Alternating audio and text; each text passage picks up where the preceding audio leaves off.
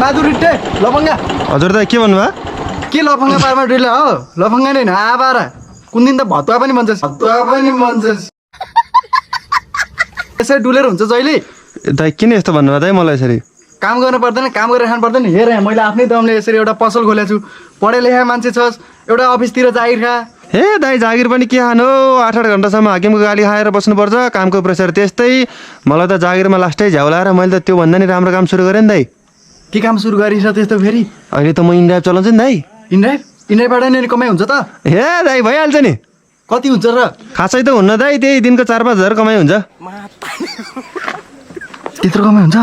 भइहाल्छ नि दाइ इन्ड्राइभ हो अनि कसरी गरी मलाई नि सिकान बरु म तँलाई चियापा खुवाउँछु के हेलो एभ्रिवान मलाई चाहिँ जबभन्दा इन्ड्राइभ धेरै नै ठिक लाग्ने भएर अहिले चाहिँ म इन्ड्राइभ नै गरिरहेको छु यसमा चाहिँ मैले आफ्नो फ्रिडमले काम गर्न सक्छु र आफूलाई मन परेको राइड मात्रै एक्सेप्ट गर्न सक्छु आफूले दिनमा कति कमाउने दिनको 4,000 5,000 कति कमाउने त्यो चाहिँ आफ्नै हातमा हुन्छ